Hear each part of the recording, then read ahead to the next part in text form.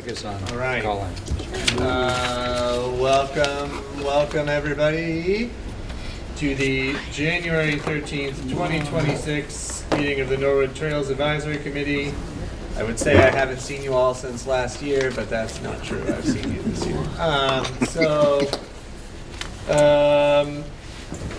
We do have one person. Whoa, you're on the screen twice. Well, 3 times. Oh my God, this is really distracting. We have to take attendance, and we're gonna take our time and let everybody take a seat. Wow, do we need more chairs? Just got it, one over there. That's a great sign. Lovely. You lose. All right. You sit out front. Hey, this is one of those problems you love to have. You're not- Yeah. To not to have The the two of extra you aren't chairs. sharing a chair, are you? You can get another chair. Okay. Gee, the way you were sat on that, I thought Brian was going to sit next to, like, half cheek it on there with you. You might. I try. All right, so get we away just got to with take a quick attendance because we do have at least one online, and so we'll start to my left. You shouldn't say a name for this, just as a matter of roll call. Yeah. Jerry Hopcroft. Joe Greeley? Mary Wolf. Dick Babel. Jean Palmetier. Brian Palmetier. Beth Young. Fran Rush. Lee Leach? Joe Barrett? Heather Audette. Alex Jones. And I'm Chris Paddock, which means we are ready to roll here. Craig? Online. Oh, and sorry, Craig, can you just roll call in, please? Craig Austin, Thank you. online. Thank you. We can shoot. Yeah, at any point, we all know I'm still new at this. If I'm not doing anything right, just stop me and tell me what to do. Tell me I've made a mistake. That's item number 1. Item number 2 is to review and approval of prior meeting minutes. We don't have any minutes. We are still trying to figure that out, but Heather is going to take minutes tonight, so we're chipping away at that problem. So that's great. Visitors, we don't have necessarily any visitors tonight, but we do have some new, we're just visiting. Well, that's what I meant, yeah. Well, I was going to get to that. We have new people. So why don't we, for the sake of everybody at the table, if all of our visitors and new friends and who we've, to a certain degree we've all met before, but if you could just tell us your name again and something you really like about being outside. That would be great for all of our sakes. You want me to go first? Yes, please, Mary. Okay. My name is Mary Wolf. I'm Vic's wife. I love to be outside every day, every single day. I love the air and I love to walk. I love to hike. I don't like to be inside. I'd rather be outside. Great. Yeah, Lewis, been living in Norwood since April of 2023, so still relatively new, but it's been a couple of years. Especially in Norwood, you're close to the city, but I was very happy to find that there's trails in the area, and so very happy to help. I know I haven't helped as much as I could at this point, but I've been trying to get involved. Unfortunately, just dislocated my shoulder on Thursday, but I'm already feeling a lot better. So. Some people will do anything to get out of helping Joe Barrett. But yeah, glad to be here. That's great. And Fran, please. Fran Rush. Hopefully I'm back a lot more to help out with the Trails Committee. Love being outside. It helps clear your mind, gives you time to think without any distractions. Try not to keep the phone away from you, Mm-hmm. But just helps just clear up and think. And Fran, I'm told you're one of the founding, original Well, members of the Trails Committee. I don't know if it was that, but I helped at early stages. One of the first trails. Okay. Returning alumni. Yeah, alumni. That's, an alumnus. Very cool. Okay. Well, we are very happy to have you here, and I'm psyched that we needed to grab more chairs. It feels really good to be at this full table. Okay, getting down to other business. We've got our upcoming and ongoing events section here. There is a grant for the Mass Trails that we're working with. I was hoping that between Brian and Joe Greeley and Ilex, you could give us some information about that. I don't know a ton about it. So there is a grant program. It's called the Mass Trails Grant. It's through the state of Massachusetts. It comes up every year. The due date for this round is Monday, February 2nd at 11:59 p.m. We've got a roughly 12 to 15 page grant application template that's in the works. Ilex, Brian, Lee, did you join us then? So we met once. We're going to meet again this week. We did go in front of the Conservation Commission, and we do have approval and support from the Conservation Commission. There's a handout. The word wayfinding is highlighted if anybody has that one. We went in front of the Concom and got their approval, and there's unanimous support for us to go forth and apply.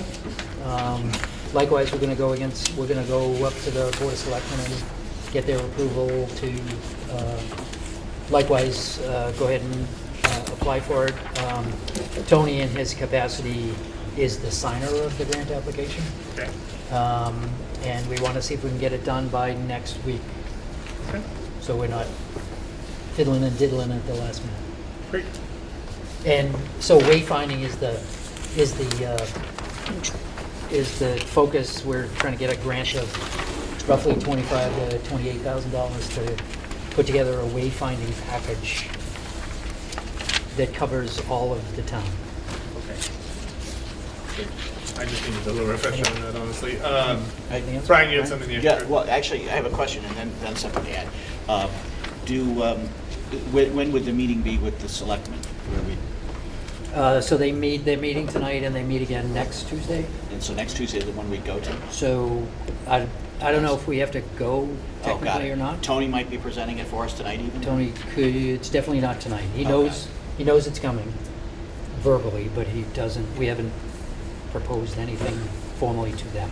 Yeah, I got a chance to talk to Bob Donnelly, who was there on the first day hike, and he said it might just be a matter, like, because I was looking for letters of recommendation, or what do you call it, letters of support for our grant application, and he says he figures the select would be willing to do that, just send something to the assistant there at town, the administrator, or whatever that works with them, and then, then it would end up on their agenda as something to do. The things I wanted to add, I've been talking to the scout troops the units that I could track down, and so far we've got a letter of support from Troop 42 at the First Congregational Church. Haven't heard back from the PAC yet. PAC 49 of the Grace Episcopal Church, or headquartered there, is actually going to create a letter and take it to each of the dead meetings and have the Cub Scouts sign it too. Aww. So they're going to have the Cub Scouts and families, so it'll be a letter of support that'll have a bunch of like community support on it. So that one looks kind of cool. And tomorrow night, I'm meeting with Troop 49 at their meeting to ask them for if they'd be willing to do a letter of support too. So cool. So we're out there trying to get, and I guess if there's any other. Now, I did have one question about the grant that just came up last night. I was talking to Tom McClintock, who is the one taking charge of the writing the letter for the troop. And so he went on site and online, and he researched Mass Grant, Mass Trails. And he's like, first thing he says is, you're not applying for nearly enough money. He says they give $100,000 grants, and we could use it. But the thing that he pointed out to me that I wasn't aware of is that it seems to be a reimbursement grant, which is different than I'm used to. Now, you correct me if I'm wrong, but a reimbursement grant means we got to come up with the money ourselves and then buy it and then file for it later, and file to get reimbursed. And if that's the case, where do we get the upfront money to buy it? So can you answer that question, Alex? Yeah, the magic of the town's accounting office is able to handle that type of grant. So when we receive a grant, basically we're able to email accounting and they set up an account, and if we get the reimbursement by, the end of the fiscal year, or, before they're ready to close out free cash for that fiscal year, they're able to sort of manage the reimbursement process. Would there be any need to ask the S-Town meeting to say, can we set up this little Nope. account thing? No, it's not needed. It's Because not I was worried needed. if we end up straddling a fiscal year, I don't, if we're applying for the grant now, I don't know when the grant is announced. Is it announced after the end of this fiscal year? No, it should be announced before the end of the fiscal year, and the money will become available next fiscal year. Got So, it. Okay, for so- example, next So we July or wouldn't be August. spending any money till next year, so we've Right. got pretty much a year. We're not scrambling to try and get purchases and reimbursements before the end of this fiscal year. Right. So, all right, that was the reassuring part. I'd never heard of that kind of grant before, and so I learned, and I was like, oh my goodness. Yeah. Anything else on the grant application? Just a quick one, the other part of this, not only are we applying for something short of $30,000 from the state, but there's a component, it is all reimbursable, but there's a component of a local match. So we did a quick, so far we've done a calculation, and we think, just based on some of the work Joe and Brian and the subcommittee had done before, we think that if we're asking for $30,000 from the state, that we'll put in something like $22,000 to $25,000 in labor, volunteer labor, to distribute the wayfinding signage, etc. So there's definitely skin in the game locally. So you'd be looking at about 1,000 hours of labor. Yeah, give or take. Joe does that every week. Yeah. Yeah, that's nothing. Yeah, Joe, what's our typical totals for when we're out on the trails and stuff? In terms I'll of get to it. hours? Oh, okay, great, yeah. And then, go ahead, Vic. Yeah. Won't we be using this money before the July 1st to June 30th deadline? Sure hope so. So the timeline of the grant, it can be up to 2 years for a timeline. The money from the state becomes available in fiscal year 27, so starting So it's potentially after- in July, as soon as the town, if the grant is awarded, as soon as the contract is signed between the town and the state, sometime after July 1. And then the town, you all, would have until, so, Like 2029? yeah, so we're in not 2029, 2028, like June 30th of 2028, to expend all of the funds and finish the project in a way that you can show to Mass Trails, look, we not only spent all your money, but we also did what we said we would do. So please, reimburse us for all of these costs and close out the grant. But weren't we trying to do some of the trails between now and then? Because we're not tagging them right now. Yeah, but the issue is we have to abide by their calendar, not our calendar. So they're not even going to award the money. The money won't be available to use until July.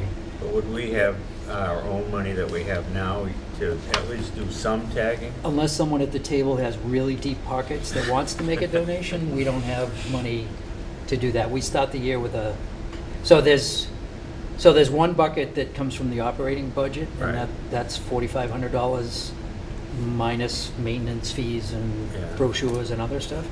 There's another chunk of money that's for the Tayat bridges, but we don't have a third bucket for wayfinding. like this is a specific, Okay, so we won't be Cool. doing wayfinding till after July 1st anyway. we could do a minimal amount Yeah, that's what I was wondering. and just charge it somewhere else, but we Yeah. won't, even if we were awarded this money, it's not available until Right. July. Yeah. We're likely to just do what we've been doing, which is tagging with ribbons and those cute little signs that say Beaver Trail or Beaver Dam, or was it Beaver Pond? That that are tacked up to a tree, something like that. I don't know, was that laminated cardboard?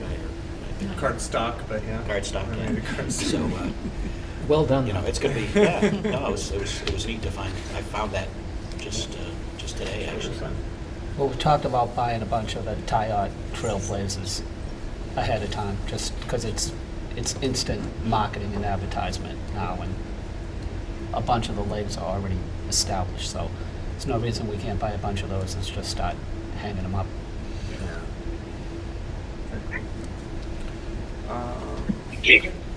And then Joe really had sent me earlier today in what looks like an interesting opportunity. It is from the American Trails Group. I'm just gonna grab that sign. I printed out a handful of them, but it is Thursday, January 15th. It's online. They have it's from 1 to 2. I can forward everybody all the information about this if I haven't already. Or Joe can, if he hasn't, maybe Joe already did. But Joe, could you've been part of this group for a while and have taken advantage of it? Yeah. If you've talked about it before, I missed it. So there is, so there's a couple of copies here. The name of this group, they put on a webinar series, and the key word is it's free. There is also a membership that's over and above the free part of it. I tend to go free whenever I can. It's called the American Trails, I don't know if it's corporation, Trailhead at americantrails.org, and we could distribute this, but basically they put on, at least once or twice a month, they put on free webinars for various topics. They just had one 2 weeks ago for center column support bridges. Right, it was pretty timely. I said, been there, done that, we don't need to watch that. But this one... Do we have one for center column support water crossings too? Maybe. But this one coming up this Thursday, this one coming up Thursday might be of interest. I know it competes with some of the field work we're doing, but it's called Designing Events That Engage Your Community in 2026. So every meeting, and there's a detailed outline of what they're trying to accomplish. Explore the ins and outs of planning events that engage, inspire, and activate your community. Learn more about the webinar, blah blah blah. So a lot of them are very informative, and they might be one-offs. If we were to have if any of us were to have a membership, we would then have access to their library of literally hundreds of seminars. But we'll circulate that one. But if Chris is okay with it, I'll just distribute this email I sent around. Oh yeah, please. So it's this Thursday midday. Does it have a time on that? Maybe on the 1 to 2 Eastern 10 Standard. to 11, 1 to 2 1 to 2. Eastern. Okay. It unfortunately, or maybe fortunately for some of us who are retired, they're all during the day on weekdays. Do you know off the top of your head what the membership costs? I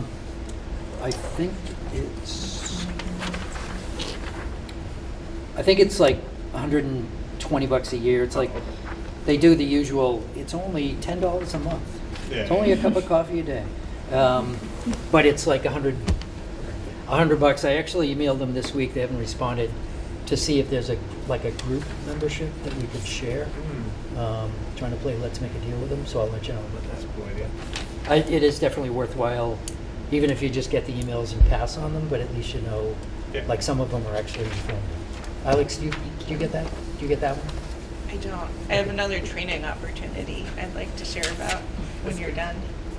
Go for it. I had emailed this to some members of the committee previously, but wanted to share. It's coming up quickly, January 24th and January 25th. Wildlands Trust is holding a basic chainsaw training for trails. I think that might be in Plymouth, is where their training facility is. Anyone who is using the chainsaw on the trails, we want you to be trained. So reach out to me or someone else in our office if you're interested, and the town can pay for the registration for that if anyone's When is interested. that again, please? The Wildlands Trust When- is, when? it's January 24th and 25th. That's the one All you day. took. Did you take that one? I think you went to Plymouth, right? I went for a different session. Joe made a bench. Yeah. Oh, yeah. The Went to Marguerite make a bench. Yeah, that's right. All right. I know how to use a chainsaw. So I actually have, there's a free Zoom program on January 21st called Improving Habitat Through Invasive Management.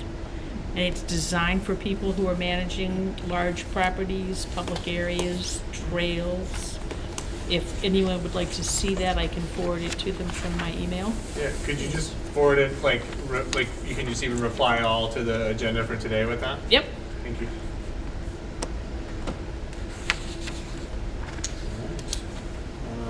Any other upcoming events people want to share? Frank?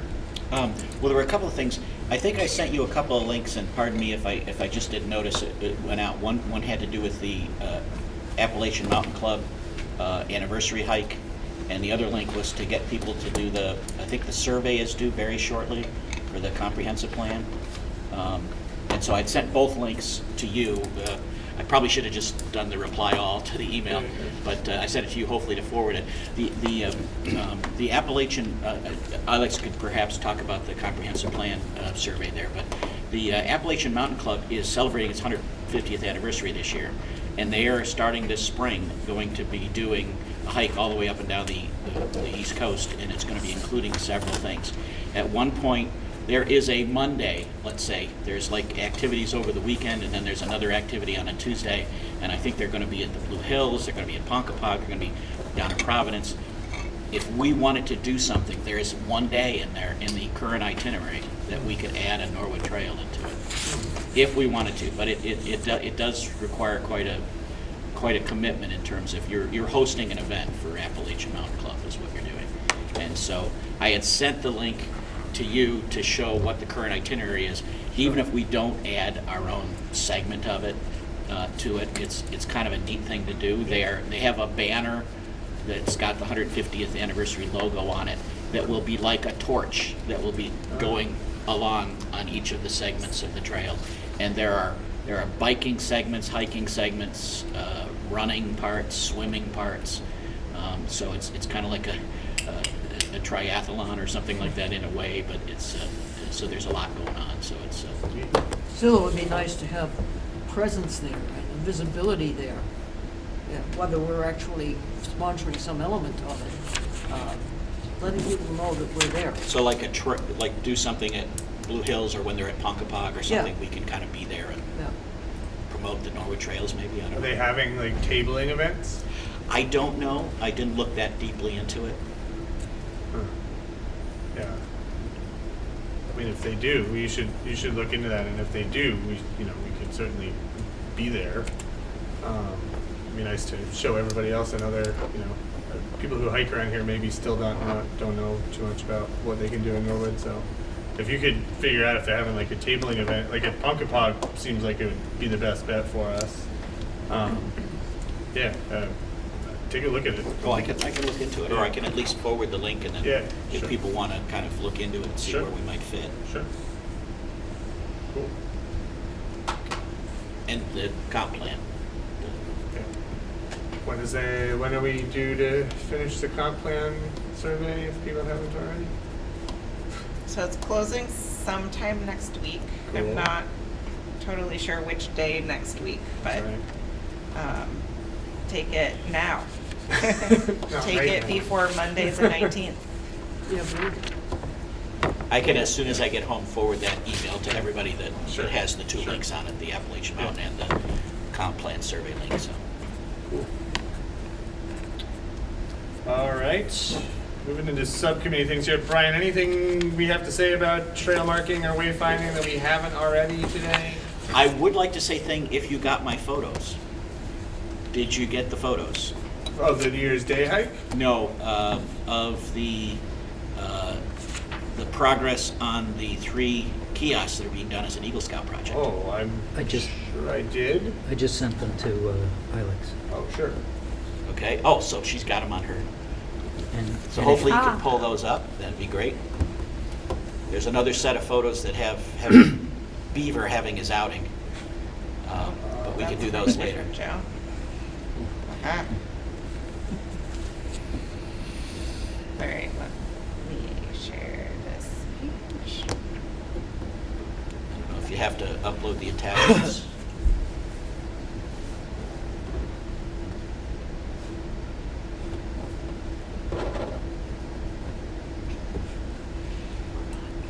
Maybe we can come back to it. Okay, After the all right. email finishes Yeah, loading. I sent 2 emails. One was when they actually went out to the site, they were worried about the ground freezing, so they went out and they dug the post holes, they put posts in, and this past weekend, they figure it'll take one more weekend, one more Saturday. But I was with them for a good chunk of this Saturday.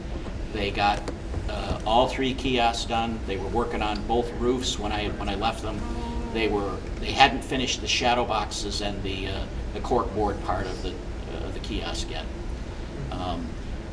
So what I have is I have one email has the pictures of the on-site posts that are put in the ground, and then the other set of emails are I think that one right there, the one that says YASA's Eagle Scout Service Project Kiosk Progress, has about 6 photos in there. So hopefully those came through somehow. But they're getting. We have this wonderful assistant scoutmaster for the troop, who has his own construction company with a big building that we've used for a number of things, including Pinewood Derby workshops and whatnot. And he lets us use his equipment and open his big garage door and go in and out and use and so these projects are being built there. And if you can get the photos up at some point, we can move on and then while she's tracking them down. I was just at Meadow Street the other day and I saw the posts in the ground, and it's going to look just so professional when that's there. It's going to look so welcoming and inviting, and it's not going to look like somewhere where you maybe shouldn't be anymore. It's going to look like somewhere you definitely can go. So I'm very much looking forward to seeing the Scouts get these kiosks in. It's going to just be a nice touch of class for us. Can you tell the locations for the people out there? There's one going to be at Father Max, right? And then where's the third one? Ellis. Oh, at Ellis Playground. Beth's playground, Trail? Beth's Trail. In Meadow Street. Right right? at Meadow Street. So it'd be Ellis- Meadow Street, Ellis Playground, and then right at the parking lot, right off the parking lot at Father Max. Right. I can't wait for everybody else to see them too. This is going to be great. So there, if I could, please do. we have some kind of, I walked by the 2 kiosks at Germany this afternoon, and we have some kind of weak information in those kiosks, but when I went in front of the Conservation Commission, I did invite them to do a little brainstorming as to what, like in a perfect world, what they would suggest that we have in there, both at Germany Brook and at these 3 new ones. But likewise, I know the wayfinding group subcommittee did a lot of work as far as content is concerned, but we should definitely try to utilize these ASAP, and try to have a rotating exhibit, if you will. Some of the stuff is standard and it should stay there, but then other things might be like seasonally focused. The animal control, Brianne put out a reminder about dogs on leash this week on Facebook, but that would probably be something we should include on the trailhead. So Yeah. Even just like a seasonal hey, look out for checking the pulpits or whatever, you know, like migrating blackbirds. That'd be lovely. Great. Great. Brian, anything else with wayfinding? You know, hopefully they can find the photos and you guys can see the progress. Yeah. But, so just move on and then I'll talk about it when we come back to it. So those, sorry. If I can re-forward those if for some reason. Yeah, why don't you? It just takes a minute to load maybe. So Yasha's game plan is he's going to finish the construction this Saturday, and then depending on, but he's dedicated the whole day to his group finishing the construction. Depending on how well they do, they'll start the installation either this Saturday or the following Saturday. So sometime in the next 2 weeks, all three of them will be installed.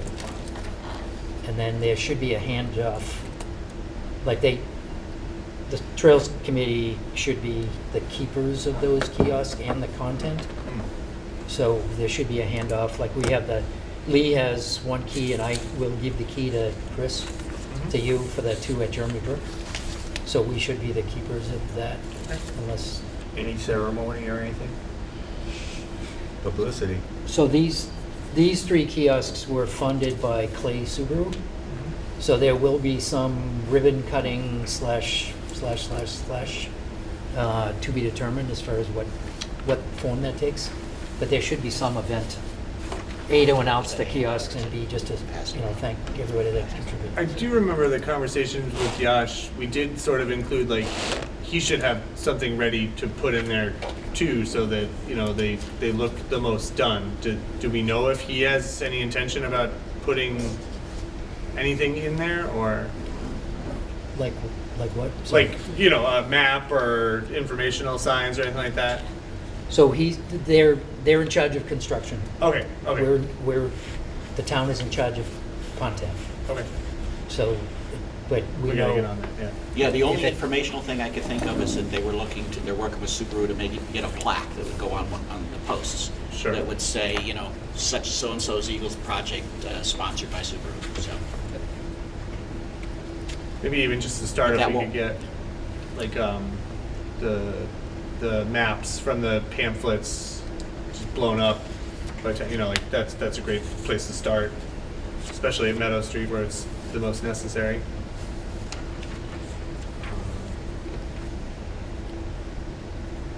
And should we, as a Trails Committee, come up with stuff to put in there? Like, Yes, we should. Anybody got any big ideas about that? well, at minimum, both sides of our brochure should go in, right? right, Yeah. the maps. The map and right, the Yeah. description. Yeah, right. the standard stuff, ticks, Poison ivy. pick up after your dog. Yeah. That's starting to become a problem at Meadow Street. What about you are here type of arrow thing or star? We plan on putting those at different intersections throughout the trail system with Brian's grant. So at Germany Brook, we had, I took the brochure front and back, and we blew it up into 11 by 17. And it was so big that we couldn't get it laminated, but that would have been really good if we'd done that.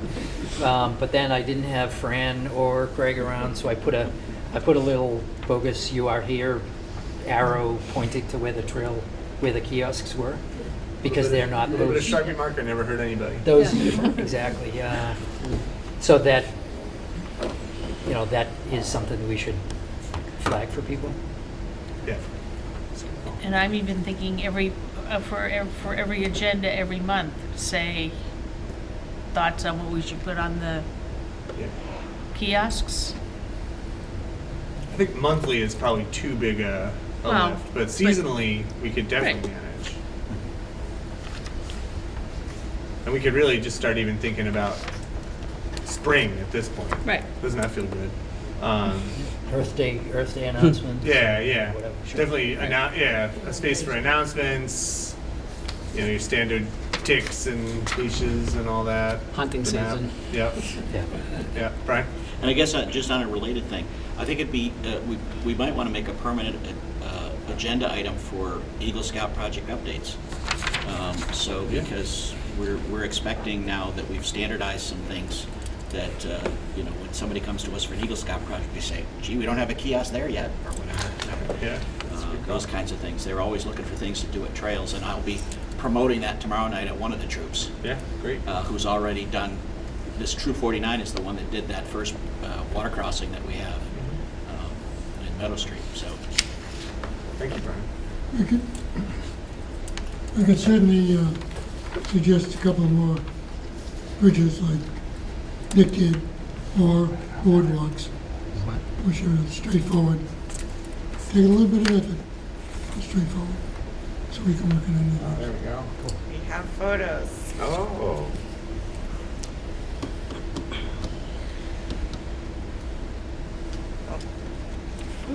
It's the DJ. Do you do photos? Here we go. Would you like Sure. to narrate, Brian? Really quickly, you'll see different things here. They are putting the, instead of, it turned out to be very, very heavy to try and assemble it all there, and then, so what they're doing it is they're doing it in pieces. They did the posts on site, then there's the main body of it that's gonna be separate, and then this roof will be added later. This roof is almost as heavy as the rest of the construction. Because it has wood shingles on top, as well as it's very sturdily constructed. It's got plywood and then, you know, the tar paper over it, and then these wood shingles. So you'll see little by little they're putting it together here. And there is if you look here, back up one, you'll see leaning up against, there's their first one finished there. They're working on their second one there, and you'll see by the time they're done, they'll be working on the third one, the last photo. Back up there. That is, they've actually designed mahogany frames for the front of the, and that's the, you can see the nice red wood. I said, are you going to stain that? And he says, no, I'll probably just let it fade to gray. And I was like, oh, what a shame, because it's a really gorgeous looking wood. If we were somehow able to have a finish on that would hold up. But anyway, so but we don't know how much that would stand up to the elements anyway. But it looks really cool to start with. So all right, so the next one. This turned out to be more of a challenge than we thought, figuring out how to make sure that those angles were right. We had a couple of times we had to unscrew the ends and re-screw them in to make sure that the ridge line was properly, was level. So that, if we were doing more than 3 of these, we would probably figure out some sort of jig or some sort of template to sit it in, but this was kind of eyeballing a lot of, so that helped. All right, so the next one. So there you can see there's 2 finished ones leaning up against the building, and they're working on the third. And they had already finished pretty much the third by the time I left on Saturday, and they were inside working on the roofs. And what's the name of the construction company? We ought to send them a sure. thank you note. Twin Peaks Construction, which is owned and operated by John Marsubian, who is an assistant scoutmaster for Troop 42. And he has graciously offered, several times when there have been projects done by the scouts to utilize his facility and his equipment. And Alex, if you can back up maybe one picture. Our friend, so right at the person with the orange jacket just to the left of that, that's our friend Nick Brewer, to the left of the jacket, right there. Oh, there's a better picture of him So Nick is in a different photo. taking a prominent role here. Yeah, oh yeah, there you can see John in the passenger. There he is, right there in the foreground. There's Nick on the right with the cross on his. So it's train the trainer. He's already helping with other projects. Big project. And in the middle there, that's Yash Shaw. He is the guy working on the Eagle project. And right next to him is William Tuitt, who is the scoutmaster of the troop and Yash's Eagle mentor for this project. Great. Now, there was one more set of emails, hopefully you got, which shows the on-site. One more set of photos. When did you send that? I just sent it to Ilex just now, hoping that. No.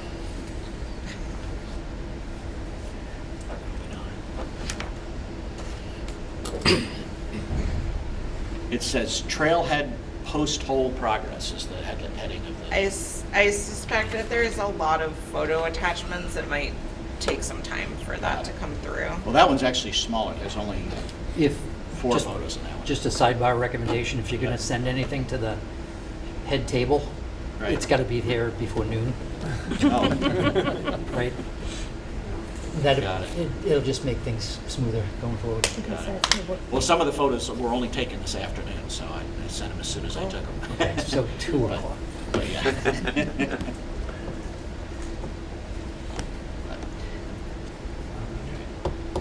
Great. Thank you, Brian. Okay. Joby, what about tide trail or permitting, maintenance? What's our update? Okay. You've been working. Got nothing to say on permitting, but, Yeah. nor probably will, but, so, a lot of you have probably seen these 2 documents before from last year and December of the year before. The big one, the 28-pager, shows every single trail leg broken down on by what we re-whack when we take care of it during the summer. And then it's followed up after that. The other one's a subset of that. The other one has the same tables, but, you know, got on University Ave, there's about 10 trail sections. Meadow Street, there's about 5, 6, 7. Another 7 or so at Pine Tree Forest. Another 2 at Ledgeview. And I broke it up over the months, over the 12 months of what work was being done. Excuse me. The real focus on it was really to attack weed whacking. So we got a real idea of how much help we need in the summer to weed whack this stuff, because I'm not going to do it forever. In fact, it might be done. But and to justify the internships, the town's hired us an intern the last 2 summers, and we just want to up that to 2. 2 people should be able to do it. That's the real purpose for building this, was to give them some ammunition to justify the positions. So hopefully we'll get, you know, 1 more than the one we got last year, next year. So some highlights from that. In June, we had 52 person hours weed whacking the trails. July, 150 hours. August, 110 hours. September, it was 64 and a half hours. That basically broke down to 95.125 hours over those months of growing season when the grass grows. The worst part is where we have grass growing up in the meadows, because that stuff grows as fast as your yard. So it has to be cut every couple of weeks. So in the summer, I love when it doesn't rain and that stuff burns, but doesn't always happen. So I also would typically go through the smaller document with the highlights of what was done on a particular month. So in December of what we did last year, most of the work that was done in December that's tracked on this was widening the choke points on the trails down at Meadow Street. We needed to cut all the wood for the bridge down at Meadow Street in there, and it was gonna fit through some of the spots because there were big logs that were laying across the ground that we just cut wide enough for us to walk through. We needed to pull carts through there and haul the stuff in there, so there was a lot of work done, mostly by me and Lee, just to prepare for pulling those charts in. But I also usually like to highlight who helped, like during a given month. So, you know, Doug Bean, who lives next to Meadow Street, was a big help. Lee Leach, I got Doug Bean in there twice. Lewis Bradley, who's here tonight. Jerry Hopcroft, Joe Greeley, Greg Pitts, especially Greg Pitts. Greg Pitts, we got hooked up tight, connected to through Subaru and through Mark Negron, and Greg's been helping us transport the stuff in a big way and actually cut down some of the really big limbs our little 16-inch chainsaw can't take care of. So that talks about December, that talks about the months, the average, the justifications, purpose of this document. Again, hopefully, this is probably the last time I plan on doing 12 months worth of tracking this stuff, because we've got all the trails on, it's really, this is just the east side of Route 1. That's an important thing to note. There's really very little, if anything, mentioned on the trails on the west side of Route 1. And Dean, down by where Beth's trails are, Father Max, I never venture over there, you know, I'm just too busy with the other side of Route 1. So when I say we need 2 interns all summer, that's easily justifiable with, you know, if we have them doing some of the work on the other side. The other thing I have to talk about is the large airport construction, large airport trench construction status report. So, what's completed at this point? Basically, as of Sunday, all the wood is moved. There's no more wood to move out there. It's all been done. Wow. That was a huge effort because it's a mile into the trail, and it's not easy travel. There's some big dips and some hills and stuff. Big thanks to everybody who helped do a lot of that work. One of the real tough things to move was the sandbags, and our friend Doug Dean actually carted a bunch of sandbags to the edge of the river and single-handedly was throwing them in his canoe and paddling over half a mile up the river and unloading them, climbing up and down some steep banks by himself in a canoe with a dog. I was gonna say, So he was completely by himself. No spills, no falls. But other people have, the last of the wood got moved Sunday. Greg St. Marie and his boys who live in that neighborhood, they moved the end of the decking out on Sunday. One of the frequent flyers on his bicycle, Ryan Dexter, was working this weekend getting some of the other decking out there. So we got one of the mountain bikers who lives in the neighborhood involved, so that was all good stuff. The only wood that's not completely moved out there is the railing posts, which have been moved to Chapel Street. And They're all they've like been that? notched at Chapel Street, so, and that's the last thing to go up, is the railing posts and the railings. And Jerry had brought up the point that maybe we want to hold off on the railing on that one for a little while to just make the bridge as wide as possible for going beyond it in the future with, you know, the ATV or the carts or whatever. We're gonna come in from Yeah, that's across the river for that. I was curious about that. Yeah, almost directly across, so there's no need to do that. Right. Plus, it'd take us, if Lee and I were doing it, it'd take us another week just to widen that trail Yeah, of yeah. cutting all the blowdowns and Yeah. choke points, and Yeah, because that's where it gets Yeah. real, yeah. that was a ton of work in December. Yeah. So, the only other thing we may move is we may fill another 20 to 30 bags. Joe got 20 bags, sandbags from the DPW. We've got 10 left over that are in my garage. We can fill those up with sand and get them out there. We built the coffer dam. So in addition to the wood being done, we built the coffer dam that's in the trench itself. We got it to like, some of the bags were above the water, some of them weren't, so it really could have used one more row across the top. That would have been 20 bags. But 2 days later, it was all underwater because it rained. And we're gonna have to just deal with the river going up and down and time it, kind of like we did at Vanderbilt. So that was built, and then we also built the stringers on the south side. So there's 24-foot stringers built on the south bank. All the wood's on the north bank. I'm hoping to go out there Thursday. I've got Jerry, me, Jack Collins have committed so far to go. I'm hoping to get at least one more person to We'll do do that at that. 9:30 again? I'd rather go a little bit early at 9 because it's going to get colder in the afternoon. But it took us 3.5 hours to build them the last time. It's a half an hour to walk out there, a half an hour to walk back. But we just did a whole set of them, so we know exactly how to replicate the procedure pretty quickly. So that should make that go a little bit quicker. And then once those are built, we're just sitting back and waiting for the water to go down, and then we can build the cribbing inside the coffer dam. It's going to be bailing the water out, setting the cribbing baseboards down in the mud, rebarring it in, then building it up.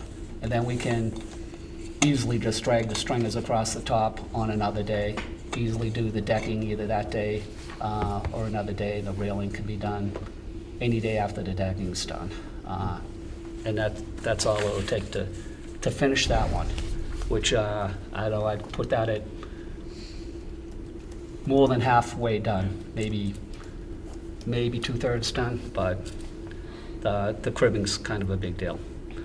Okay, so that's what's in process. Maybe bringing out more sandbags.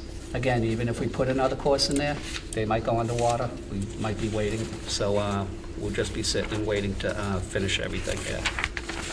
So that's the large airport trench. I've got another little schedule whipped up for the next two.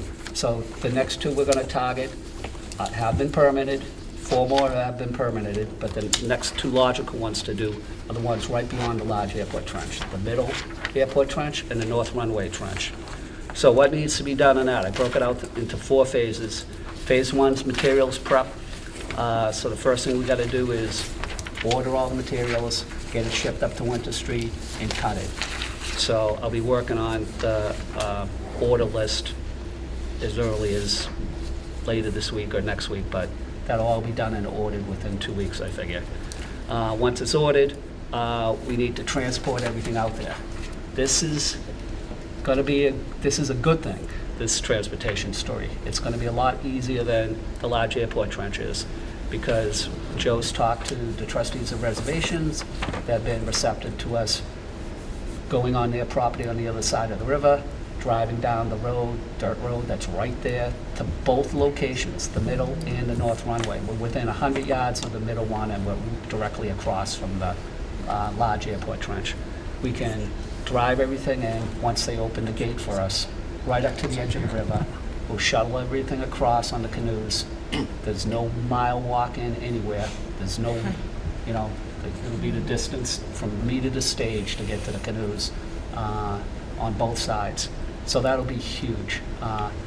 It'll be a process, putting everything in canoes and pulling it or paddling it from side to side, but not a lot better than walking it in for weeks on end. Should build the outrigger. Yeah, we might. Balance. We have our canoe, thanks to Vic. We also have Doug's canoe, which has no seats, so that's an easy one to just load up with stuff. And we've talked about, you and I were talking about putting a bow line and stern line and just filling it up and pulling it across, having a crew on both sides. So that might make things go really fast. So phase 2 is, phase 1 includes the materials prep, which is ordering it and cutting it. It's going to take us at least a day to cut everything for the 2 places. We'll have them stacked in piles from each bridge. The middle bridge is the shorter of the 2. We'll probably do that one first, but it depends. We'll see how the weather is. If the north runway trench is shallow, we should seize the opportunity, because it could take months before it gets shallow again. So we can play it by ear, which one we want to do first. Then we go through the same process we did at Vanderbilt and what we're doing at Meadow Street. We'll set the sleepers first, which is done at Vanderbilt. We'll build we'll need to move the sandbags when we're done at the large airport trench to the north runway trench, because we're probably going to need a coffer dam there. The other one doesn't have cribbing in the middle. It's a straight span, straight across. So part of the moving phase will be moving the sandbags. Then we'll just, once the cribbing's built, we'll install the stringers, railings, decks, same process. The last phase is going to be to get everything out of there and then move the extra stuff like sandbags to wherever we think we're going to need those next, which that's going to be one of the 4th or 5th permanent bridge. So that's basically it. And that's all I have. That's a lot. A lot of work. Huge, Joe. I mean, huge. And you'll let us know when you're doing these things, when you need help. Yeah, so I've been texting people for help because the nature of this work is we got to do it we were going to go today, and we pushed it off to Thursday because the river went up another foot just over this last storm. So it's 3.5 feet high right now, or Sunday was 3.5 feet high on the stick gauge at the large airport trench. So text is quicker than emails, and it's a pain in the butt sending out these text messages to everybody because certain times I know Doug Bean's in Florida to the end of the month, so I'm not harassing him. Somebody else had a funeral that they had to deal with, so I dropped them off the list. So changing this list on the fly is kind of a pain in the neck. That's why text is important, because I can dynamically create them pretty quickly, but I don't want to do text and emails. Text is enough. And the other thing is a lot of people don't look at emails until 1, 2, 3 days later. Well, by then the work's done. It's too late. And I get a lot of, oh, sorry, I've just read this now. And so I've got a bunch of text lists for people to communicate to, and I'll just continue doing that process. And, and another aspect on that is certain times we want a lot of people. When we're carrying those stringers and putting them on the cribbing, it's good to have at least 8 people on, and if we're doing them from different sides of the banks, 8 on each side would be ideal, right? That's about 16 people. If we're moving, 16 people isn't a bad thing for transportation. But if we're just building the stringers, 4 people's enough. If we had too many more people than that, people would just be standing there thinking, what am I doing here? Why am I wasting my time? I could have been get my hair cut or whatever, especially the people who work, so. Especially the people who need to get a haircut. Yeah. So I just sent this to Alex and asked if we could look at this. So from a permitting standpoint, and if we can grow that a bit. So this was the original outline. This doesn't include the 3 bridges at Vanderbilt, one of which is complete. But every one of these bridges has to be permitted by the Conservation Commission, right? So the bridges that are, Alex, if you wouldn't mind, if you could just scroll up just a bit to show the bottom ones. So number one is Nick's Bridge, which is done. 3, 4, and 5 are currently on the docket. 3 is what Joe's talking about, the large trench. And then 4 is the one that's directly across from Signal Hill, and 5 is the north runway. So those 3, 4, and 5 are on deck right now. And then up above 8 and 9, so 3, 4, and 5 have already been permitted with the Concom, as has 8 and 9. We're gonna have to shake up, or I guess throw a stick at the engineering department nicely and just ask them, because they do some of the front work, like flagging. They take the flagging that Joe and Jerry have done in the past and Lee has done in the past, and then they formalize it and they put together an engineering plan, and it's that engineering plan that we go to the Concom with. So there's an interim step between Trails Committee and Concom, that being the engineering department. So we need them to go out. They have either 2 or 3 more, I can't remember, it's been so long. But they told us that they couldn't get to it in the fall. And obviously now's not a great time to be out there doing their engineering work, but I guess if we can be doing it, they can be doing it. So we haven't, over and above 8 and 9, we don't have any more that are permitted. So we'd be good over the next, while we're doing 1,000 other things, if we can try to reprioritize the rest of the list and figure out like what to do next. So 8 and 9 are permitted, and one of those has cribbing. So, and that's going to be the worst one to get the sandbags to. That's going to be number 8. And we're not going to be able to paddle to that spot, unfortunately. So we'll probably haul those out of the number 5 location, out of Signal Hill, and paddle it across and then drive it to down near Granger somewhere and walk it in. It's gonna be a long walk with those ones, unfortunately. Walk it in from the skating club or from the Concom property? So it's still a half a mile from, it's 8 that needs it, and the skating club is 9. Oh. So it's a half a mile up from there, Okay. and you gotta climb over that huge hill. Okay. So the easiest, the most direct way is along a berm, along the Metro Cabinet Trench off of University Ave. But there's an outside chance we might be able to ATV from Granger along Purgatory Brook all the way up to it. But that'll require some widening of the trail for sure. And that's a big if. We'd have to get permission from Granger to cut through their property to do that. But that's far enough out there that it's the least of my worries. Because we got the next 2 after this one we're working on now to get done before we even start planning that. I don't think we're gonna get 5 built between now and April. No. I think we'll get the next 2 done though. And, Maybe. yeah.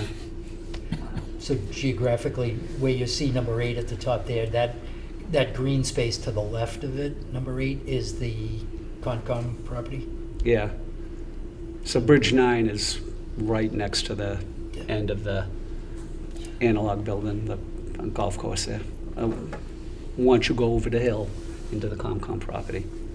And now 9 does not have a coffin dam, 8 does. That's gonna have some cribbing. 8's gonna be the worst one to do. But How far is the permitting done? Through 8? through 9. 3, 4, 5, Okay. 8, 9. Yeah. Not through 8 and 9. but Right. We picked those 2 out. Yeah. Okay. Because they have a cribbing component. So 6, you'll see, is in the table is white, not in scope. That's a bigger bridge that's going to have to go across Purgatory Brook, just like there's a bridge that needs to go across the Neponset River that's not in scope of the CPA money.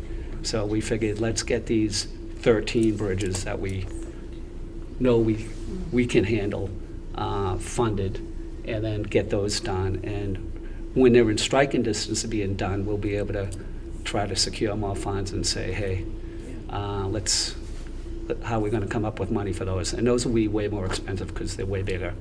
You know, I don't know if they're going to be steel. I don't know if they're going to be monkey bridges or rope bridges, but it's going to be such a big scan. We just need to come up with something different than what we've been doing. You're going to be able to demonstrate that you've already done several bridges by the time you get to being Yeah. able to convince people Yeah. for that one. So, I mean, that's a very strong argument in favor of what you're doing. Once we get 8 and 9 done, every bridge after that's going to be like doing a backstroke. They're all going to be small, easy ones, you know, no big spans. They're more in the category of nice to have. They're places we can walk across on a plank that's already there.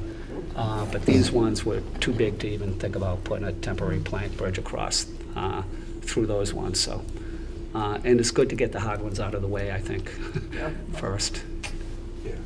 Plus, a lot of them were chosen because you need 1 done before you can get to 2. You need 2 done before you can get to 3. So there's some logical sequencing that's involved there as well. Isn't the last one a big one to connect to the dog pound? No, we got a trail on the other side of Purgatory Brook now, so it goes along Purgatory Brook, so we don't need to cross that. Oh, great. I mean, so that's not even on the list at this point in time. Because that was a big one. Yeah. Yeah. Not as big as the ones we're building now. But And it's just a coincidence that Yankee Spirits is on the map in the left bottom left. Right? That's just a coincidence. It's a long way around those. Yeah. well, there is some talk from Subaru that they'd like to somehow connect from the Clay Subaru dealership through the back of the buildings along Route 1 up to the power station on Dean Street and along the sewer easement there, so that they can maybe have a connection from Clay, and kind of fits in with their, I don't know what the slogan is, but So that blue Subaru's- dot just above Yankee Spirits is Clay Subaru. Yeah, there's Clay Subaru over there. Yeah. Alex? I have a question about the interns. Yes. Is someone from the Trails Committee planning to talk to the manager's office about getting 2 interns for the summer? Yes, Or- well, this report's going to Sarah and to Okay. Tony, probably simultaneously. I sent it to them the last 2 years, a version of this. Okay. And it's only gotten bigger because they've only Yep. added more Yep. trails to it too. So, and Joe, myself, and Chris met with Sunrise Rotary Club, which Tony was a member of. Yep. And I made the pitch Yep. there. And I said, I really want to get 2 interns this summer. And one of the Rotary Club members, not Tony, said, I think that message was clearly received. So it won't be, it's Okay. not going to be a surprise. Okay, Yeah. sounds good. But it does need, those, whatever, how many, 28 pages was it? So there has to be like an executive summary because not only would it need to go to Tony, but Tony's got to pitch it, upstream, Board of Selectmen, et cetera. Page 1 so- says executive summary. Okay, yeah. But it's not, I guess my point is it's, like, we just need to start at the top. And Yeah, yeah. Tony won't have time, and which is why you've got there, is you won't have time to turn pages. And to your pitch, to your point, the very last page is where the pitch is. 2 interns will be able to handle this, We've proven it, mathematically that 2's justifiable and 2 can get it done too. Great. All right.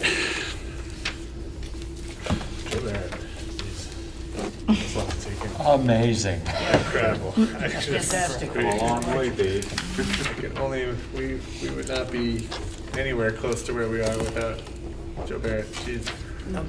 I'm sorry, what was his name again? I just want to make sure we're talking about the right Joe. No, everybody. I walk in his shadow. Like I said, no, I don't know anything about the permitting. Like Joe did all the permitting. The permitting is a lot of paperwork, a lot of administrative stuff. Yeah. That's some stuff we are That's- really going to have to put all of our heads together to figure out. So it's one thing to schedule these other bridges, like 8 and 9 down the road, Yeah. the 5 and 6 and whatever the next 2 are that were off of Signal Hill. But somewhere around that same time that we're planning 8 and 9, we need to be filling out the permits. The good thing is we've done everything once, so we can replicate the procedure. These little project plans, which just can be boilerplate for the next bridge. The permit approach and documents can be boilerplate for the next permit.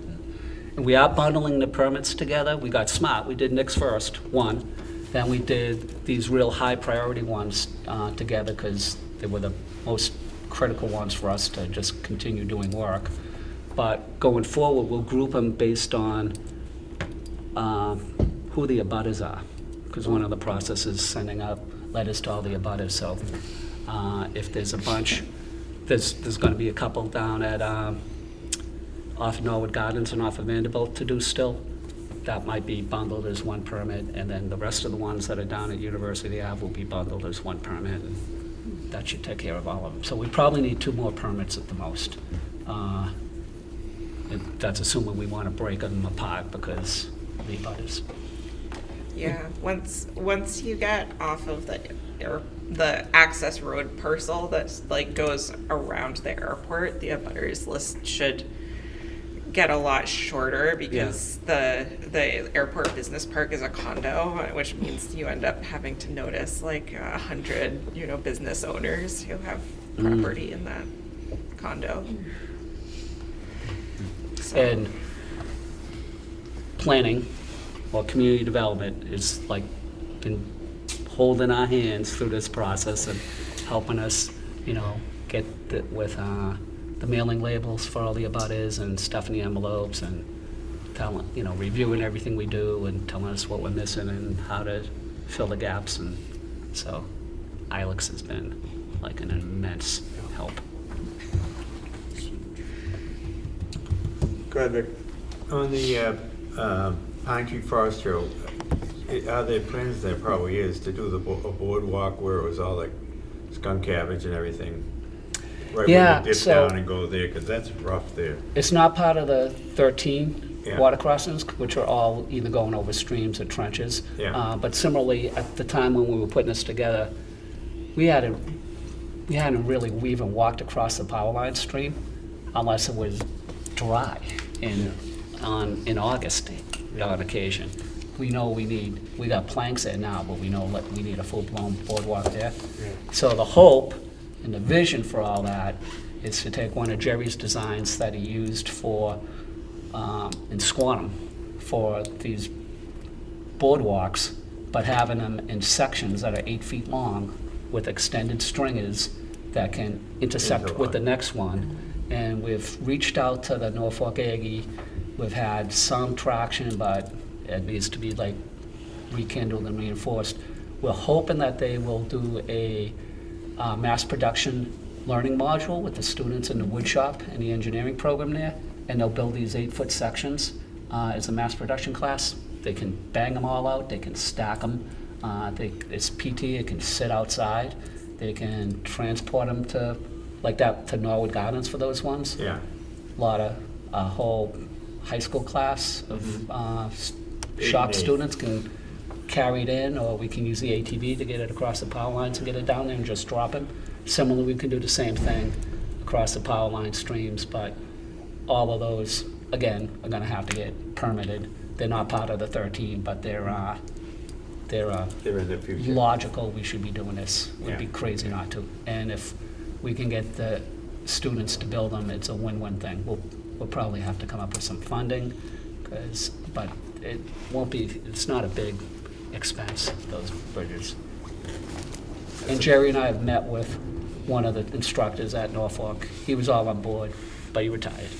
Then the new person we talked to last spring, and he's like, yeah, this sounds really good, but we already have the curriculum for the rest of this year. Talk to us in the fall. And in the fall, we were up to our eyebrows in building bridges that we We gotta think about reaching out to the Blue Hills I have. Technical School too. You have, yeah. Just haven't, it's been kind of cricket so far, but I wonder but too if I'm we- not giving up yet.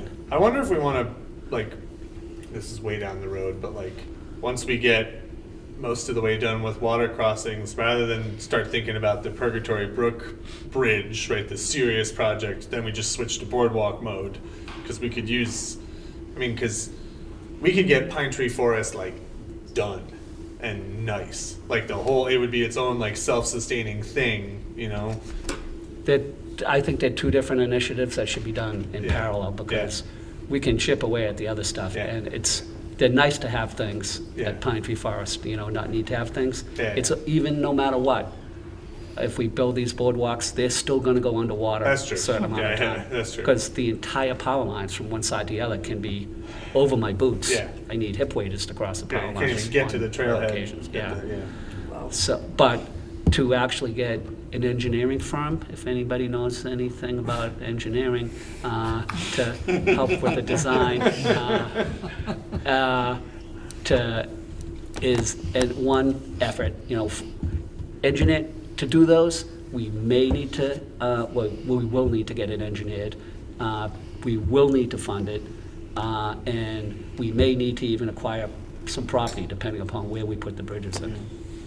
So there's precursors there that we should start chipping away at that. Good. That's good. Ahead of time. Go ahead, Brian. Just a quick question. Joe, before you leave tonight, could you share with me your contacts at both the Blue Hills Regional and the Aggie? We had talked in the wayfinding committee about some of our pointer signs. Yeah. Most of other signs would be grant things, but the ones that would be, say, routed, that'd be the brown and white trail pointing type signs. Yeah. We were thinking that would be a kind of a project for a wood shop type Yeah. of thing. So if Yeah. they think they would add that kind of thing to their curriculum, and we're talking to them about other trail stuff, maybe we could. Can we get Kevin Conley involved in that? I've talked to him at town meeting a few times in past, and because I had one of the instructors actually did, who's a Norwood guy, actually did some work for the community garden, and I've pinged him several times and just haven't heard back. So the next step is to go back to Kevin and say, okay. Next time, maybe maybe you let's can the reach two of us kind of Yeah. go on to Kevin. Yeah. Kevin will be helpful, but in parallel, like I think we've all kind of talked to Kevin informally. Yeah. And he's okay, but he's not like he can't speak for the shop. Right. So Right. it's really, if you did like either talk to them both at the same time or give them the same message in Yeah. parallel, I think that's probably the best way to do it. Carpenters Union does outreach and stuff too. That might be. I don't know to what extent, like when their institute, like their school does like landscape, related outdoor architecture and carpentry. But it might be worth. I'm gonna make a note to at least see what I can figure out. Yeah, it might be a little too simple for them, but Yeah. Also, Yeah, do, I mean, do we know if the new middle school still has a wood shop like the old one did? Would that be a potential 8th grade project for some of our signs? The old one went away years ago. yeah, they were making gumball machines. when Probably my kids were 15 going years to ago, school. they discontinued it. So they didn't do a wood shop I then? think yours was the last class. Wow. Did I say 15 or 50? No, I remember substitute teaching there, and some smart aleck decides to turn on one of the machines behind me. In what was supposed to be a quiet class. So I remember. So that wasn't that long ago, but that could be 15 years now that I think of it. That's long ago. But, so you think they just stopped doing wood shop? Yep. My daughter They- still had it when she They was there. pointed, yeah, my kids did too, but the reason they discontinued it is they pointed at Blue Hills and at the Aggie, and they said, He said it's there. anybody that wants this knowledge, go to these two schools, and we need to discontinue it. That's They such a gradually began sad in the thought. last 40 So years. saying college entrance kids and kids that go to regular school don't. Right, get don't get wood me shop started and on the electric public shop. education system in America. Yeah, sorry, yeah. Can Whole I- nother discussion. Can I but, piggyback on something? Please, sure. So one of the other many pieces of paper here is a landscape inventory list. I did take, I don't know, did it make its way down? Yeah, we got it down there. So we're always focused on the east side, the east campus, if you will, the east side of the planet. But back in the day when the Trails Committee was first founded, one of the first things that the Conservation Commission said is we really don't know where all our trails and/or open space is. So one of the first things we did is we put together an inventory. So this list is what I could think of that are either trails or trail segments. But this list is easily twice as long as the one we put together like 6 years ago or so, which is a good thing. The not so good thing is that every one of these trails has to be maintained. But this was my best shot at, segments. I've got the top section is west, Joe's list of the east. Some of these, and then the future group at the bottom. But what I tried to do is say, what are the kind of main characteristics of these? Do we have a brochure or not? Do we have a trail adopter? Like, we're gonna have to get to the stage of, we just can't get to every one of these trails all the time. So we need somebody from the community, like a Doug Bean or a Lewis Bradley, or somebody who's out there all the time. If Lewis were here, I'd say that to him.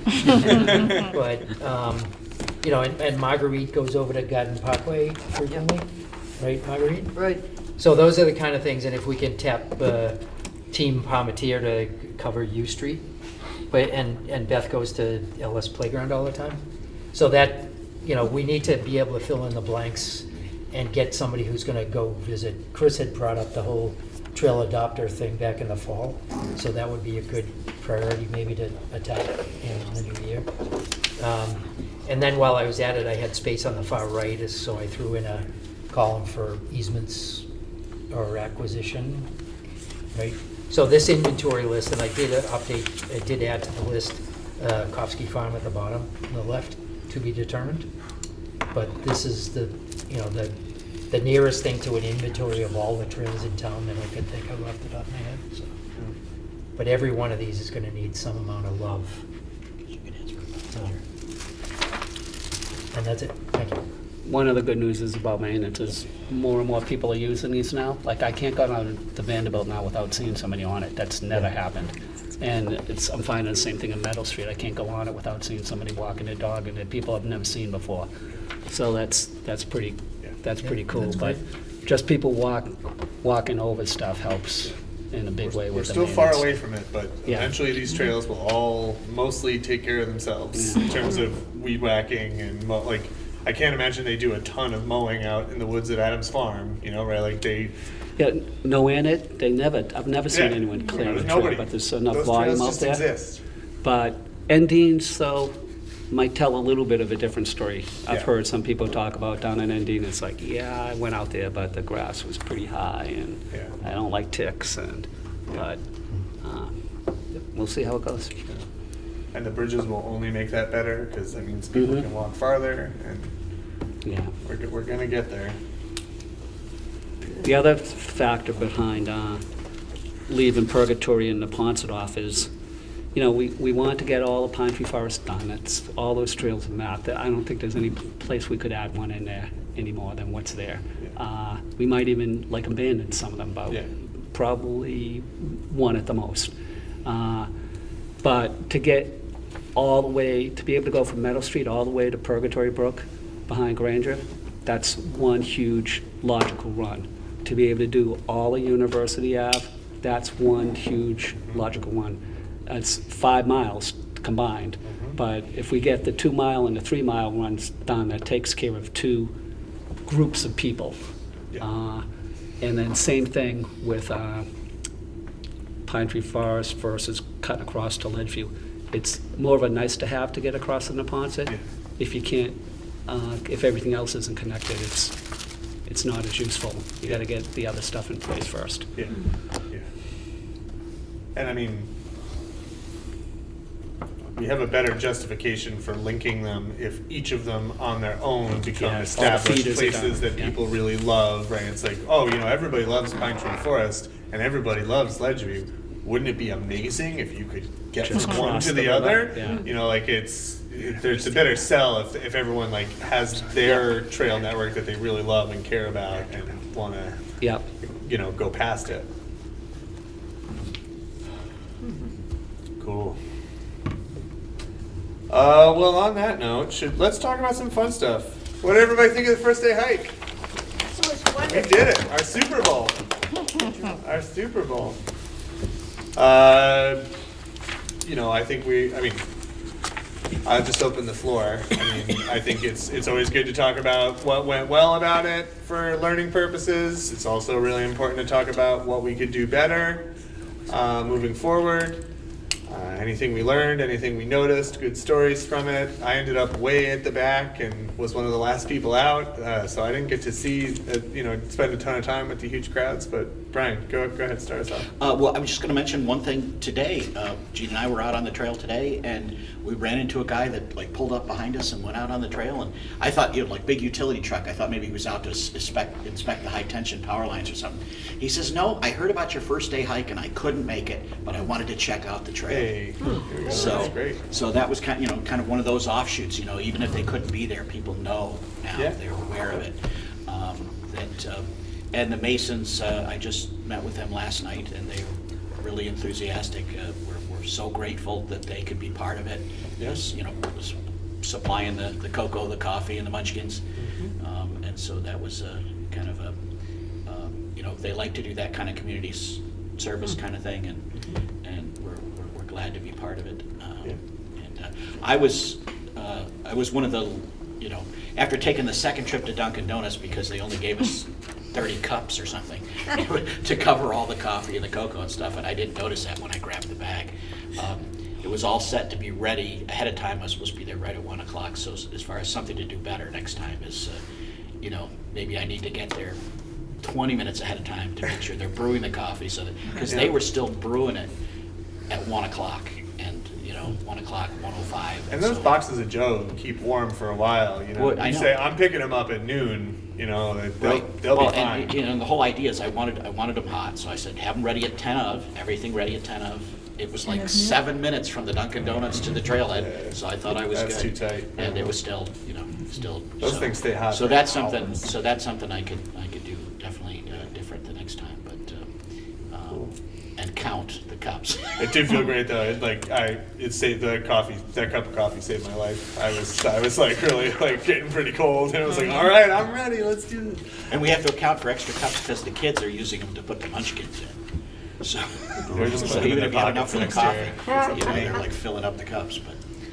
Any other highlights? And so the last thing I'd mention is that because I got back, after the second trip, the main group had already left. Yeah. So the good news is I got there to talk to a couple of Masons about everything. The funny thing is we wanted to clean up some spilled cocoa, and I hand them a napkin, and it's already frozen to the table. Yeah. So, so the people that did come out were amazing, but I had a group of 4 boys and 2 adult leaders that came after everybody else had left, and I got to host them from Troop and Pack 49. Good. So that was kind of a neat thing. And that was the connection I made to the Scout Master, or the Cub Master, who's going to do that letter support. So one thing leads to another. It is worth, since we have NCM and everybody, it is worth thanking publicly all of the people that came from the public. I mean, the weather was cold. That snow made it, conditions were not ideal, and we got a lot of people. I mean, 90, right? yeah. I think we should have like a polar bear sticker for the next time. Yeah. Good publicity also. Yeah, I mean, I brought my copy of the record. Great. I think we should Jeff Sullivan. specifically thank Jeff Sullivan Yeah, absolutely. for his coverage. He walked the trail with us. Yeah, he Yeah. Oh, he did. That is a great picture of probably, 30 people at least on the bridge, so we know it holds. Can you see it? You can Oh see yeah, it. down on the He's bottom got a right bridge there. photo. Yeah. Did with, you really have yeah. doubts, Brian? I had no doubts. That But was- it's always nice to have that proof of concept. Well, since you want to share the Yeah. wealth, right? Yeah. You want to see as many people weighing that bridge down as possible. Yeah. Kind They of weren't, fit they out. weren't jumping up and Definitely, down. if there's 12 feet of water, you definitely want 30 people. Yeah. Yeah. So it just looked I great. did notice so- one picture, I think near the end of the parade, with some crazy fool standing on the cribbing. Really? Upstream side. Some guy named Paddock, I think. I don't think no, that was the day before. that was the a day different before. one. I was trying to do some reinforcement. Oh, that's not in the photo. No, I was out That's there. not in the Rotoger. I would never do that in front of the public. Oh, yeah? I would never. Looked like a lot of people on the bridge. That to was me. maintenance. That was maintenance. And the Maintenance. article's really good. I mean, The it's article is long, really good. it's Jeff really is one of our detailed. biggest public supporter. I mean, really, really good. he's done as much as we have in terms of Getting the word out. Marketing, right? The word out there. It's been great. My daughter made the cover of the newspaper for the 2nd New Year's in a row. She's just so proud of it. It's Just been really- photogenic, huh? to give that experience to a kid, that's really special. Any thoughts on things that didn't go so well? Things we could do differently? Would have been good to have somebody positioned at the Pine Tree Forest at the Green Trail start to give people the option to go the longer route. Yeah. So Chris, myself, and Chris Ristrom Yeah. were in the back because we were helping people across that plank Yeah. by where you were talking about, Vic, with the routes. And we're behind everybody, and we just decided to go the long route around the outside, which we kind of want to give people an option. People want to go for a mile and a half, go this way. People want to go a mile, go this way. And they combine, they meet together, but, and I intended to do that, but when I was at the back, and it was like. Heather, did we it use was the a long route or railroad. the short route? You did the The short short route. one. Yeah. Because we were the last ones in the woods, and we were the first footprints on that trail. Yeah. But I think from the standpoint of just getting people out on the trail and figuring out where it goes, everywhere you go, there are so many people that say, I was going to come here by myself, but I didn't want to come by myself. And I've only come here once, and I want to make sure I'm going in the right direction, and I don't want to get lost, so safety in numbers. I did walk with a couple, Joe, you happen to know them from years ago, they live in Westwood, and they're fans of the trails, the NOAA Trails Committee. They always follow us in the paper, and I don't know if they must not get NTM, but sorry NTM. But they commented several times in several ways that Westwood can't hold a candle to what NOAA's doing, and especially on New Year's Day, and that's why they come over. And they're so excited. They live in Islington, so they're so excited to hear about the University Ave's segments, is because that's that much closer to them at home. We did have a couple of folks from Walpole come join us. So I think, part of the 90 are people that, they're not frequent flyers, they're one-offs that heard about it, but they wanted to come out. And then there's other people that just, they come every year and they're like, okay, what next? Where are you going next? And when can we find out? So I think it was a great outing. We ought to try to do some equivalent like in July.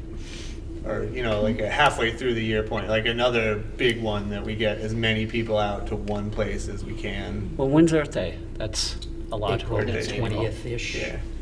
Yeah, 22nd. Would be a I big. think everybody's busy. Everybody's busy with their, there's so many other things going on Earth Day. Like if we just call it, I don't know, Norwood Trails Day, like. Yeah, why not? Trails in our town. There is a National Trails Day sometime in June, second weekend. Yeah. Something because that would be really neat. I know a lot of people who come to the New Year's Day hike are also the people who come on our monthly hikes, right? But to get a bunch of people out when it's completely different, and it's a whole different landscape would be really cool. Okay. Just let the chair know. National Trails Day is June 6th this year. We want to put it on our calendar. All right. It's 8:30.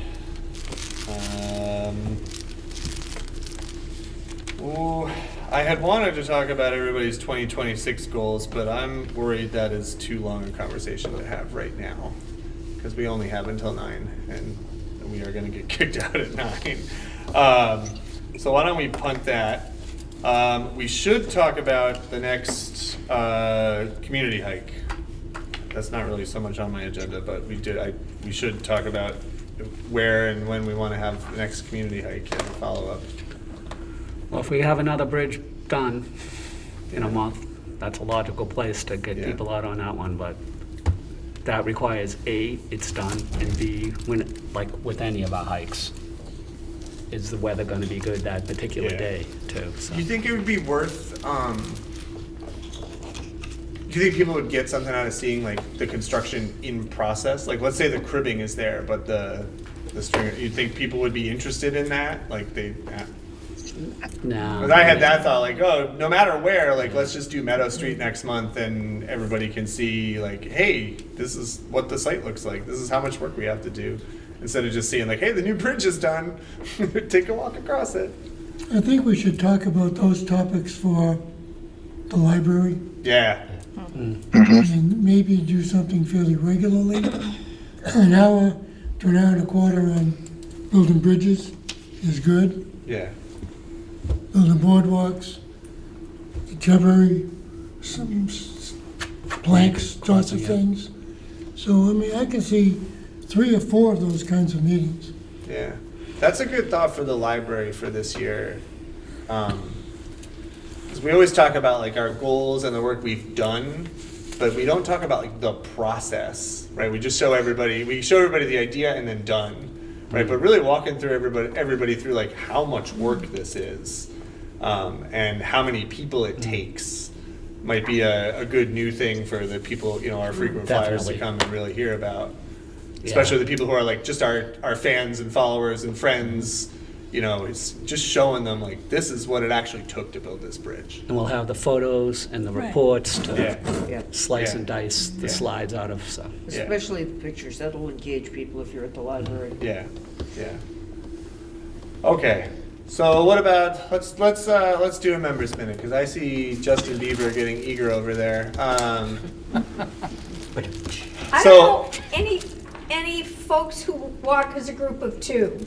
Like, there are a lot of initials already on Justin Bieber, and so I didn't know who to suggest, or I wondered if the Who to group hand could it off help to. me as to the next It's possible. your responsibility, Gene. I don't. We should do a You're good gonna have job to for keep you. it another You month. gotta- We have new members here.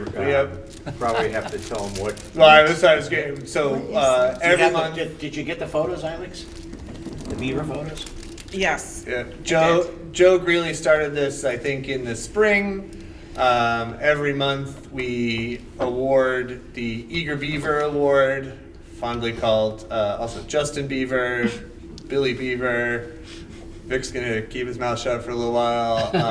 There you go. There he is. Oh, he looks great out there. Yeah. And it's the award to like somebody who's going above and beyond, hence the Eager Beaver. And your responsibility for the month is to, babysit Justin Beaver and sometimes take him out on the trails if you can. And then the next month you pass him on to somebody else. You award him to who you think is the new Eager Beaver. I was talking earlier tonight about the little arrow that shows where the beaver thing. We had a picture of the beaver next to the, and there's the beaver pond. That's great. He went home. Yeah. But the only thing you can say about that is Dan. He's bridging. Now the beaver got Good, loose. but then you'd have to leave. Just to warn you guys, the beaver got loose while we were out on the trail today. Oh my God! And we lost another tree there. So. Never left Norwood though, huh? All right.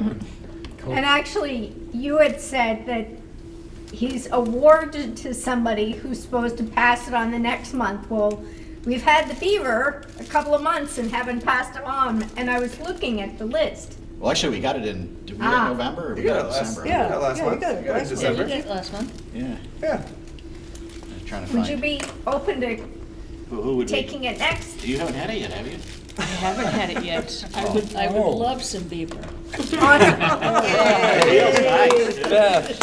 Well, say a little bit about why. What has Beth Bring done? him to Virginia. Why does Beth deserve Beth this? actually comes from far and away to attend our meetings. I mean, she's been in other countries when she's attended our meetings. Yeah. That is true. Beth has via Zoom. So. done a lot of work, did a lot of stick pickup on the Yellow Trail off of Vanderbilt, and has the poison got the poison ivy to prove it. Oh, no. Beth has adopted the Ellis Playground Loop Trail. And now I get to text you pictures and show you what's happening, which I will do. And I think Beth is a great example of just being excited to be out there and helping and doing what you can, and and always being to give whatever it is you can, and we appreciate it all the time. That's great. So, thank you. For the first of the year, wow. The only person to ever be awarded it in 2026. Wow, that's great. So we could continue the members' minutes, probably brief ones, because we have a lot of people here. Why don't we go from the Palmetiers in Vic's direction? You got a members' minute for us, Vic? You can always pass. Oh, sorry. We have new people. Members' minute is you just share something about an outdoor experience, your experience on the Norwood Trails. Something. A lot of times we talk about, a cool bird or animal we saw, or something you learned on a different trail outside of Norwood, but just some sort of thing you've noticed over the past month. So Vic, go ahead, if you don't mind. Well, I'm still amazed at the progress that's being done here, and very proud of everybody that's helped a lot. And then Joe, your future thing, you forgot. I remember years ago on the Germany Brook Trail, I was trying to connect to the Westwood, and Westwood was interested in us doing something together. Then that fell through because we were concentrating. But I'm saying maybe next year we start doing Canton, Signal Hill and all that, and leading to longer trails, of course, Walpole and Sharon by the power lines, and the future is very bright. And I appreciate what everybody's doing. Maybe I'll get back out there, but we'll see. A rich history and a bright future? Yeah, rich history, bright future. Maybe that's already been taken. Mary, it's been unusual. You can, and you're more than welcome to pass. That's fine. Speaking of the future, so one of the last, I promised, the last handout I had given out, it starts by saying the future. Yep. So Lee, Joe, Chris, and I were invited to speak at the Neponset Sunrise Rotary Club in December. So we had a really good breakfast, hung out with that Rotary gang. There were probably 18 to 20 people in attendance. And they gave us half an hour, 45 minutes roughly of their meeting time, which was great. This is actually, and we tag teamed the presentation, but I think one of my suggested goals for 2026, Chris, is to work on partnerships with external parties, and I think the Rotary they're super excited to help, whatever that means, both physically, outreach, monetarily, or just, passing the word, trying to accomplish things in a joint effort. But I had put together this last slide of, they ultimately, they wanted to know how they could help us. So I just put down some things that they might be involved in, Adopt a Trail, outreach partners, like if they have a newsletter or any kind of distribution of updates, that we could somehow get onto their calendar. If we knew a month or 2 months in advance what our events were, we could share those events with them. Ongoing support and donations could be, like if they wanted to host a memorial bench program, or if they wanted to help us offset some expenses with tools or buying maps or whatever. And then ultimately I said, this isn't a one-way street, what can the Norwood Trails Committee do to help their efforts? So I think that's a really good ongoing discussion that you guys should, continue on. And there, even on the first day hike, there were 3 or 4 of them who were on the hike, and all 4 of them said that, they were super excited to help out in any way that comes.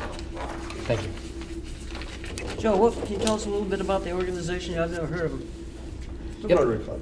So it's a Rotary Club, but this. Oh, the Rotary Club. I didn't hear the Rotary Club. So there's two different Rotary clubs in town.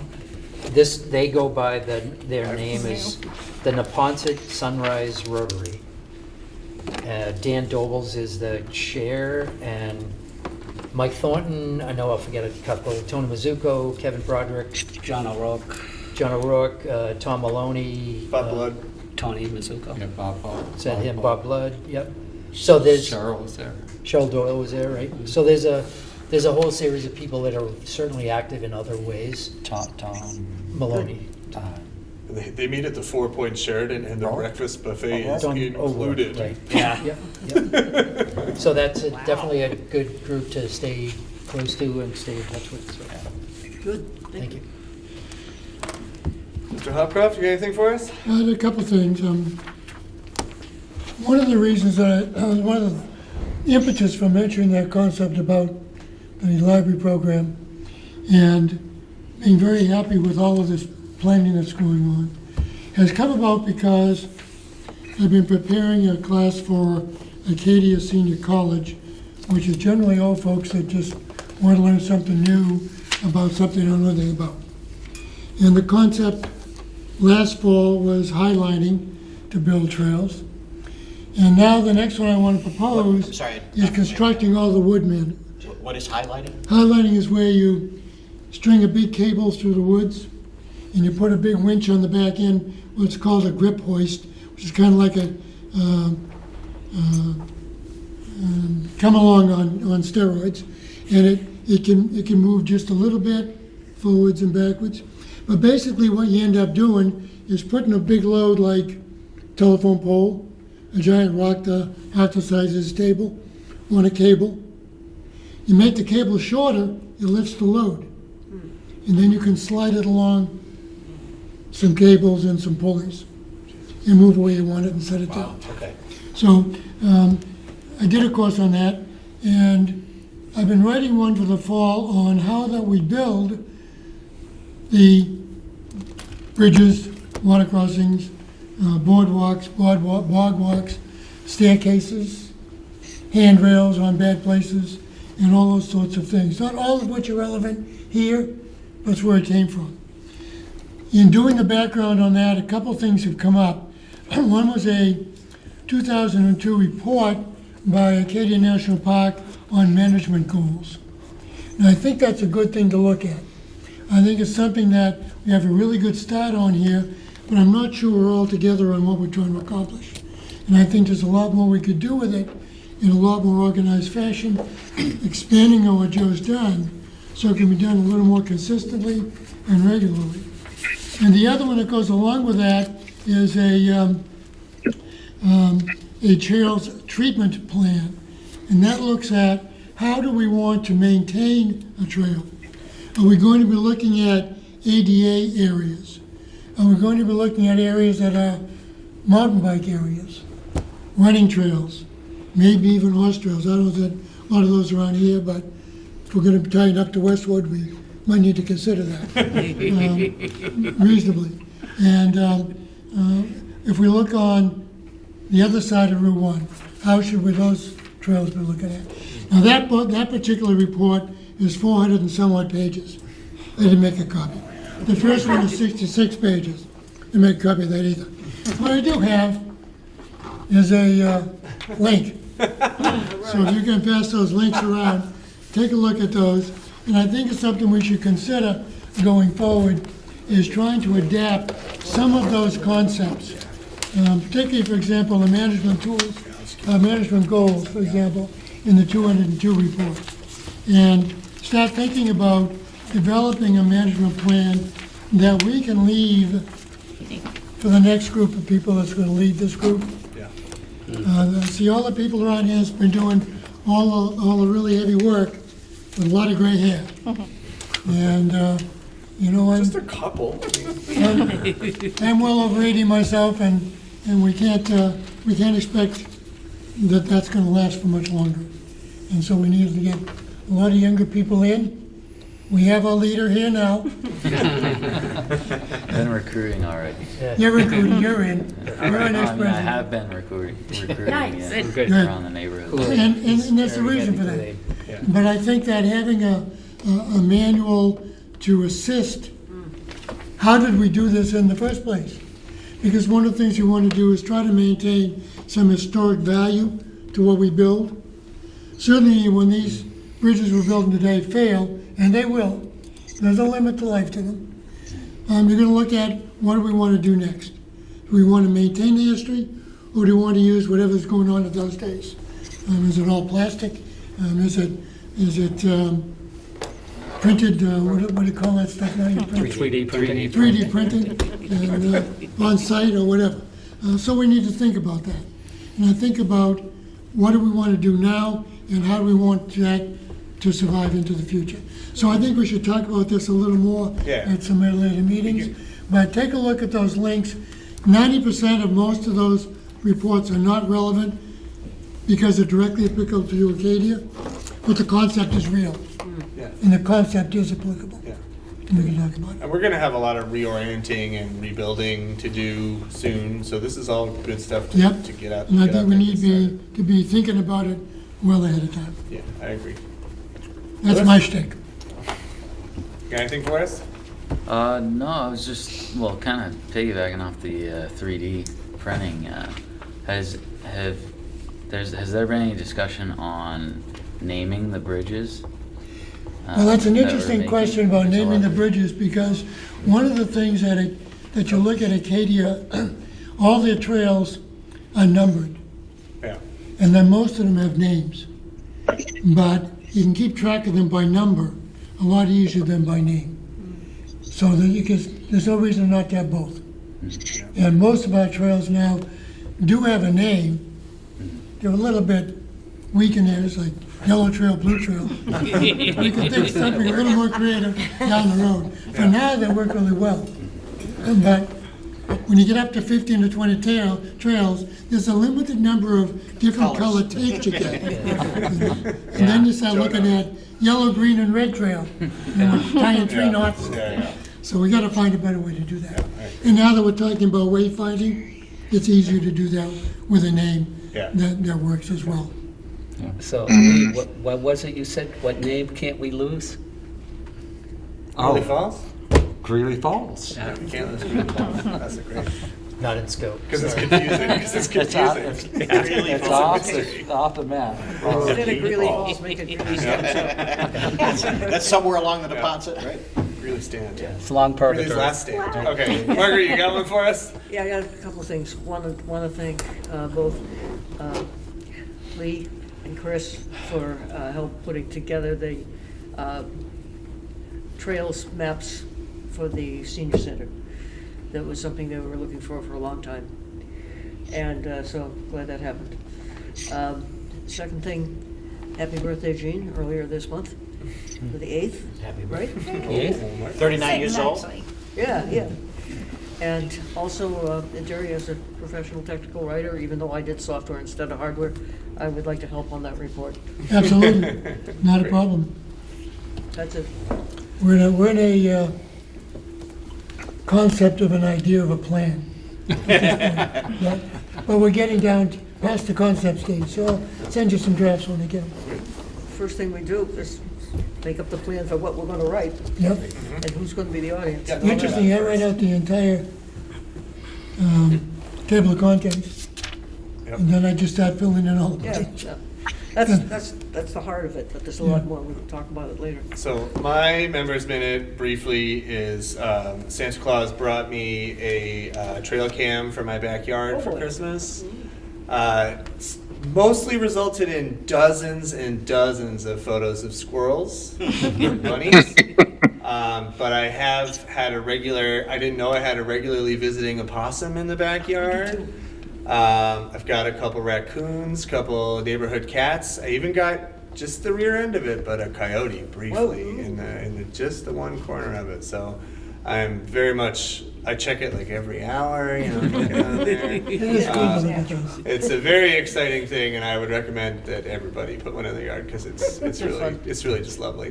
Found a fox in our backyard on Prospect Street. Yeah, Joe sent me a great picture of a I fox got in his one front this door week the other day. in color, so it was daytime, Yeah, 9 that's o'clock great. in the morning, right? Yeah, great. Walking by my front Yeah, door, mine looking was around. at night, it gets that gray. Yeah. Yeah.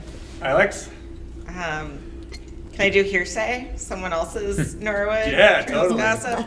At the comp plan open house meeting last night, I heard from Conservation Commission Chair Kelsey Quinlan that she saw a bobcat along the Germany Brook Trail. Everybody gets to see the cool thing. I've never seen one. This one's so bad. Check. That's cool. Cool. Your day will come. I would, I guess, like to thank Lee for letting me lead the first day hike. It was not planned, but it happened. You did a great job. Thanks. You did. Well, that's your turf, too. You're a frequent Yeah. flyer That's down right. there. That's right. Well, thank you for being there when I needed you. Heather earned that because she carried sandbags and lumber in and. Yeah, about half the sandbags building. Yeah, True. on staff. That's right. Joe B? Nothing else to add. Lee Leach? I'm good too. All right. Fran? I'll skip. I'm all in for getting other people involved, reaching out to other groups. If I can do any of that, I have to say that at the garden club now, almost every meeting, somebody says something to me about the trails or something. Good. And it's another group of people that are not as young as we want them to be, but we get younger members, and they're actually really interested in the trails. How about flowers underneath the kiosk? Okay. Yeah. Yep. Get a little flower pot. Pretty close to wetlands, so yeah, you gotta be careful. We got Craig? Grow well. Craig? Craig, you got Nope. a members minute for us? No, I'm good. All right. The DJ. Good to see you. Well, in that You. case, I'll, I can't remember how to say this. Adjourn? I'll Entertain a entertain a motion to adjourn. Next Oh. meeting. Oh, your next meeting? Thank you, Lee. Our next meeting is Tuesday, February 10th, 2026, right here at the Senior Center. If anybody's watching on Norwood Community Media thinking, oh, I'll never fit at that table, we can get another table, we can get more chairs. We're always happy to have everybody here. And thank Tim Rose on the camera. And thank you for Thanks, Tim. Tim. Thanks, Tim. Here tonight with SCM, it's lovely. All right, It was fascinating. meeting to adjourn. Motion to adjourn? Second. Motion to adjourn. Second. Great. All in Adjourned. favor? All in favor? Aye. Aye. All opposed? Well, this is